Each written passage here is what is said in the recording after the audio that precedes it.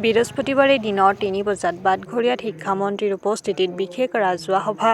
ধেমাজি বিধানসভা সমষ্টিত বিগত ৫ বছৰত ৰূপায়িত উন্নয়নমূলক কাৰ্যসমূহৰ খতিয়ান প্ৰবুদ্ধ নাগৰিক সমাজৰ আগত দাঙি ধৰাৰ উদ্দেশ্যে আজি ধেমাজি বাটঘৰিয়াৰ ৰাজহুৱা প্ৰেক্ষাগৃহত বিশেষ সভা অনুষ্ঠিত কৰা হয়। আজি উক্ত সভাত নাগৰিক সমাজৰ ২০২১ চনৰ পৰা ২০২৬ চনলৈ বিধানসভা সমষ্টিটোৰ উন্নয়ন আৰু কল্যাণৰ বাবে সাধিত কৰ্মসমূহৰ এক বিৱৰণ সম্বলিত পুস্তিকা বিতৰণৰ লগতে প্ৰবুদ্ধ নাগৰিক সমাজৰ সৈতে মত বিনিময় কৰাৰ লগতে আগন্তুক দিনত অঞ্চলটোৰ বিভিন্ন উন্নয়নমূলক কামৰ সন্দৰ্ভত আলোচনা কৰা হয়। আজি উক্তখনত শিক্ষামন্ত্ৰী ৰণোজ পেগু, বিজেপি ধেমাজি গ্ৰাম্য মণ্ডলৰ সভাপতি বিশ্ব গোহাঁই লগতে অঞ্চলটোৰ জ্যেষ্ঠ গণ্যমান্য ব্যক্তিসকল উপস্থিত থাকে।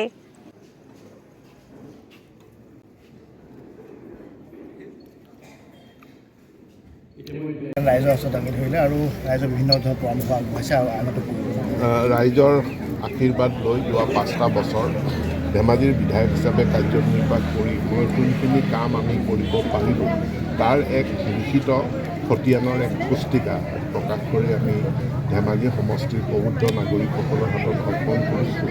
লগতে আমি যিহেতু মই নিৰ্বাচনী ইস্তাহাৰ সমিতিৰো আহ্বায়ক, আমি অনাগত ৫টা বছৰত ৰাজ্যত আমি কেনেকুৱা কাম কৰা উচিত আৰু সমষ্টিটোত কেনেকুৱা কাম কৰা উচিত তাৰো আজি পৰামৰ্শসমূহ প্ৰবুদ্ধ নাগৰিকসকলৰ পৰা মুকলিমূৰীয়াকৈ গ্ৰহণ কৰিছোঁ।